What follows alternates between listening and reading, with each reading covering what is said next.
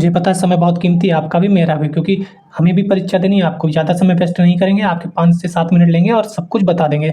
आप लोग पहले से पता होंगे, बस मैंने अपने लिए 45 टॉपिक 45 टॉपिक निकाले थे, तो मैंने सोचा क्यों ना आपके साथ शेयर किया जाए। तो सबसे पहले हम बात करेंगे पॉलिटी की। पॉलिटी में ऐसा कोई टॉपिक नहीं होगा जो आपको लगेगा नहीं यार ये तो बेकार है, ये नहीं आएगा। तो पहला तो silent feature of the constitution. मैं ये भी बताऊंगा सोर्स क्या हमें रखने हैं, कहाँ से कंप्लीट करना है।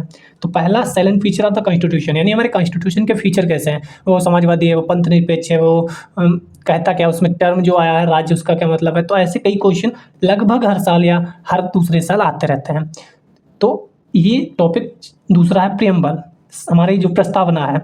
तीसरा फंडामेंटल राइट्स, चौथा DPSP fundamental duties, parliament, supreme court, और फिर कॉन्स्टिट्यूशन अमेंडमेंट्स जो होते हैं। जैसे अभी हमने देखा 101 पूछ लिया गया, और फिर जीएसटी वाला पूछा गया था, उससे पहले भी क्वेश्चन पूछे जाते रहे।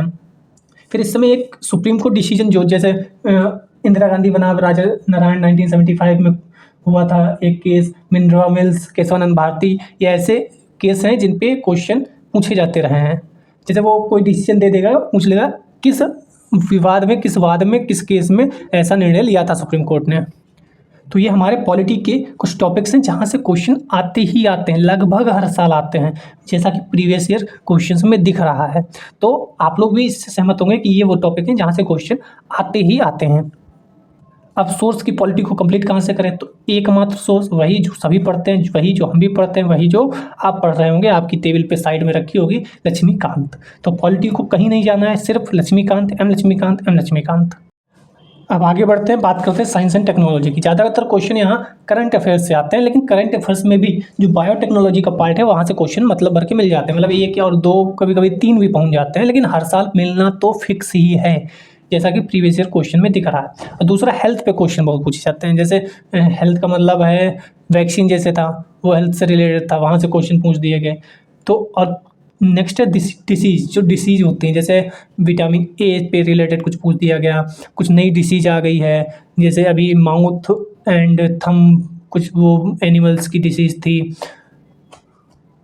माउथ एंड फूड डिसीज, तो उस पर क्वेश्चन आ सकता है। मंकी पॉक्स, वो एक ऐसा चला था कुछ, उस पर क्वेश्चन आ सकते हैं। और नया जो है INCT यानी इंफॉर्मेशन एंड कम्युनिकेशन टेक्नोलॉजी, जो कि नया है, इस पर भी क्वेश्चन पूछे जा रहे हैं यूपीएससी के द्वारा।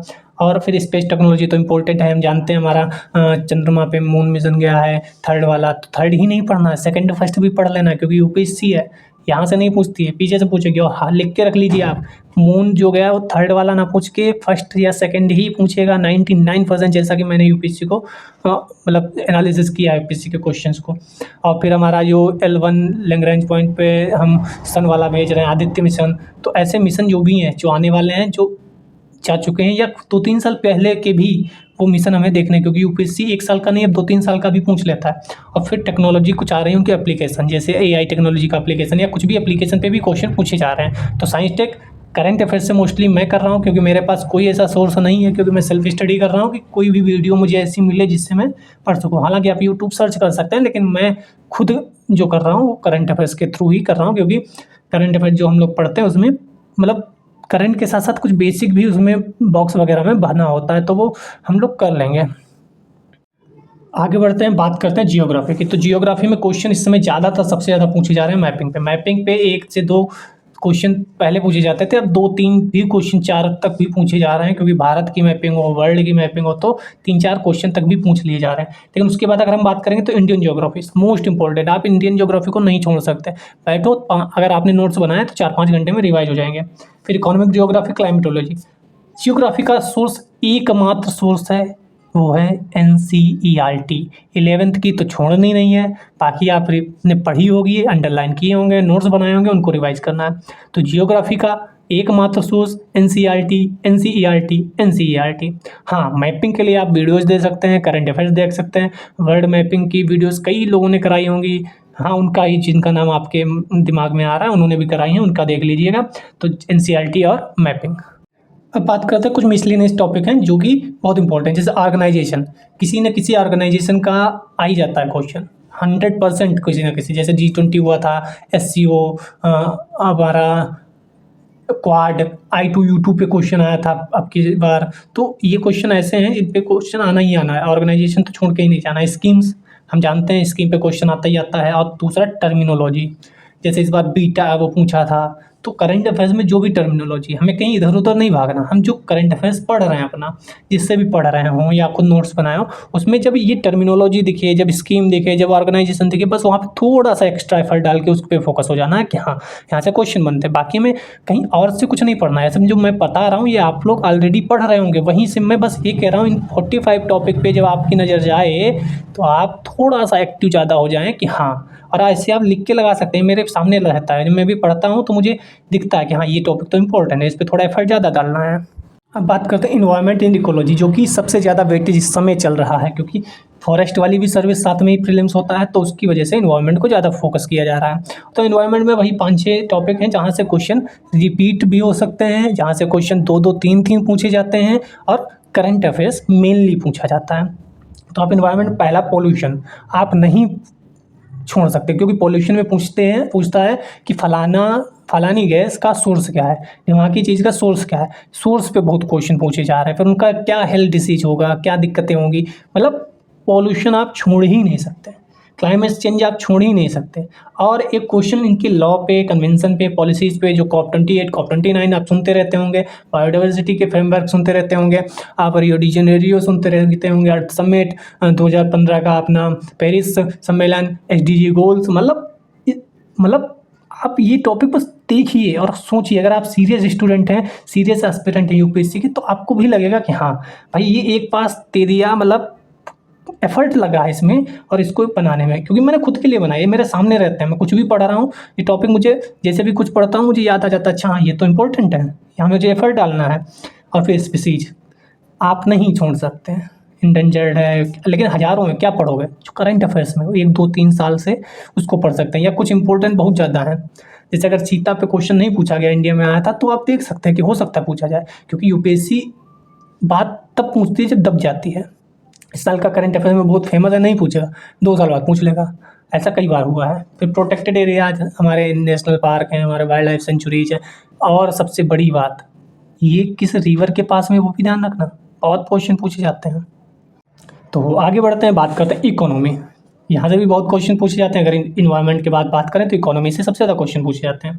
तो इसमें एग्रीकल्चर आप छोड़ ही नहीं सकते, बैंकिंग छोड़ ही नहीं सकते, एक्सटर्नल सेक्टर, कहाँ से हमारा कितना व्यापार हो रहा है, कौन सबसे ज़्यादा हम एक्सपोर्ट क्या कर रहे हैं, क्या इंपोर्ट कर रहे हैं, किसके साथ एक्सपोर्ट सबसे ज़्यादा कर रहे हैं, ये सब हमारे पास FDI कहाँ से ज़्यादा, FPI कहाँ, मतलब FII, सब कुछ।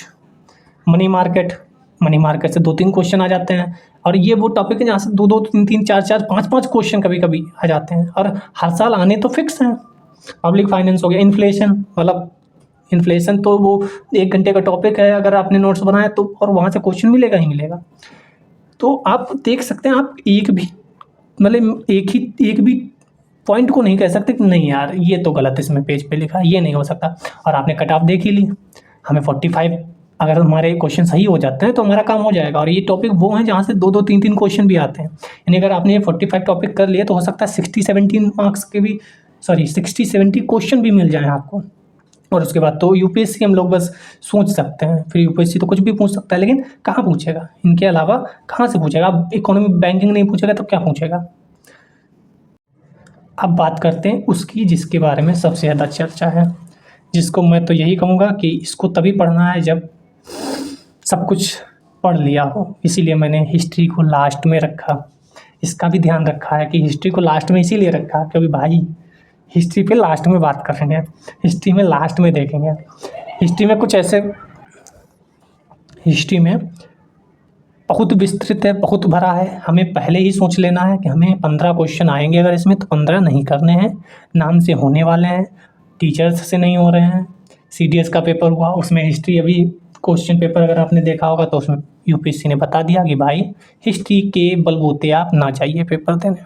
हाँ, कुछ लोगों का हिस्ट्री स्ट्रांग होगा, लेकिन टीचर भी हाथ मसलने लगते हैं, अपने टीचर की भी हाथों में खुजली होने लगती है, भाई पूछा कहाँ से। लेकिन कुछ ऐसे हैं जहाँ से क्वेश्चन मतलब मिलेंगे। अगर आपने बुद्धिज्म जैनिज्म का टॉपिक पढ़ा तो आप कह सकते हैं कि सर मैं एक क्वेश्चन यहाँ से कर लूँगा, मैं 15 के 15 नहीं कर पाऊँगा, लेकिन 15 में 7, 6, 5 तो कर ही लूँगा, इतना तो करना बनता है। तो एक क्वेश्चन में बुद्धिज्म जैनिज्म पढ़ लूँगा, वहाँ से हो जाएगा मेरा। और 100% बुद्धिज्म जैनिज्म से क्वेश्चन पूछा जाता है, मैं कर लूँगा। दूसरा आप कहेंगे सर मॉडर्न एज में जो किंग हैं या मेनली अशोक हैं उनके जो शिलालेख हैं उस पे क्वेश्चन हमें लगता है आता रहता है, तो मैं वहाँ से एक क्वेश्चन कर लूँगा। तो हिस्ट्री में आपको और डीप में टॉपिक निकालने हैं कि हाँ इस टॉपिक को मैं पढ़ूंगा और यहाँ से एक क्वेश्चन कर लूँगा, पूरा नहीं पढ़ूंगा। मैं इंडस वैली सिविलाइजेशन आप पढ़ सकते हैं लेकिन मैंने उसका जिक्र नहीं किया। वहाँ आप प्लेस पढ़ सकते हैं, मतलब इंडस वैली सिविलाइजेशन के आप प्लेस पढ़ सकते हैं जैसे मोहनजोदड़ो। और सबसे बड़ी बात किस रिवर के पास है, आजकल पता नहीं क्यों प्लेसेस ये सब पूछा जा रहा है कि किस रिवर के पास है, ये बहुत पूछा जा रहा है। तो आप वहाँ से प्लेसेस पे फोकस कर सकते हैं।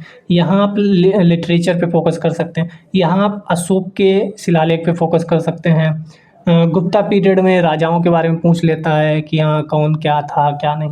दिल्ली सल्तनत थोड़ा सा आर्किटेक्चर। बाकी मैं इस ये तो आप पे छोड़ा, लेकिन विजयनगर एम्पायर है, इस पे इस समय क्वेश्चन हर साल लगभग पूछा जा रहा है। तो ये तो मैं आप पे छोड़ रहा हूँ भाई, मैंने बस दे दिए कि हाँ यहाँ से क्वेश्चन पूछे जाते हैं, लेकिन ठीक है। अब आते हैं मॉडर्न में। तो इकोनॉमिक पॉलिसी जो है ब्रिटिशर्स की, उस पे क्वेश्चन मुझे लगता है कि आता रहता है। तो इकोनॉमिक पॉलिसी हो गया, एडमिनिस्ट्रेटिव हो गया, जैसे 1773 में आया था, फिर अपना 1813 में, 1833 में, 1857 में, 1860 में, फिर 1919 का, 1909 का, 1935 का, ये जो आते रहते चार्टर एक्ट और ये सब, वहाँ से क्वेश्चन लगभग हर साल पूछा जा रहा है। तो आप वहाँ से एक क्वेश्चन कर सकते हैं, मतलब इसमें से भी आप चूज कर सकते हैं कि हाँ यहाँ से क्वेश्चन पूछे जा रहे हैं। मैं केवल 15 में 15 नहीं करूँगा, मैं केवल 7 6 5 की औसत से काम करूँगा। पर्सनालिटीज़ पे क्वेश्चन बहुत पूछे जाते हैं, आप पिछले साल भी देखेंगे बारिंद्र कुमार घोष, रास बिहारी घोष, योगेश चंद्र चटर्जी पे क्वेश्चन पूछे गए हैं। इससे पहले एक भारतीय धार्मिक गीति काव्य सॉन्ग प्रियम फ्रीजन से महात्मा गांधी वाला, वो उस पे क्वेश्चन पूछे गए हैं। तो ऐसे ही मतलब कई एसोसिएशंस बनी थी, उनके कौन अध्यक्ष थे, उनको किसने बनाया था, उस पे क्वेश्चन पूछे गए थे। एक मतलब लाला लाजपत राय जी पे क्वेश्चन पूछा गया था। तो पर्सनालिटीज़ पे क्वेश्चन पूछे जाते हैं, और इंडियन नेशनल मूवमेंट तो इम्पोर्टेंट है ही। हाँ बाकी जो टेम्पल आर्किटेक्चर है उस पे क्वेश्चन करंट से रिलेटेड पूछ दिए जाते हैं। जैसे अभी हमने देखा था कि रामानुजाचार्य जी की मूर्ति वो हुई थी, तो वहाँ से उनका हिस्ट्री पूछ लिया गया। ऐसे कहीं एक और हुआ था, वहाँ से हिस्ट्री, मतलब करंट को हिस्ट्री से जोड़कर आर्ट एंड कल्चर से पूछ रहा है। तो ये रहा, आपको कैसा लगा आप बता सकते हैं। ठीक लगे तो आप इसको नोट करके रख सकते हैं कि मुझे अलग से नहीं पढ़ना है, बस यहाँ मैं पढ़ रहा हूँ, इन टॉपिक पे ज़्यादा थोड़ा एफर्ट डालना है कि यहाँ से क्वेश्चन पूछे जाते हैं। मैंने खुद के लिए बनाए थे, मैंने सोचा आपके साथ शेयर करना चाहिए। बाकी आपकी मर्जी, आप यूपीएससी की तैयारी कर रहे हो तो आप समझदार हैं, आपको करना है कि नहीं करना आप स्वतंत्र हैं, लेकिन मुझे जो लगा मैंने अपने हिसाब से सही कहा। बाकी कोई गलती हो तो सॉरी। आप 2024 का यूपीएससी प्रीलिम्स जरूर पास करें, ऐसा मेरा ईश्वर से प्रार्थना है। बाकी मिलते हैं किसी और वीडियो में, आप कमेंट वगैरह कर सकते हैं। थैंक यू, जय हिंद।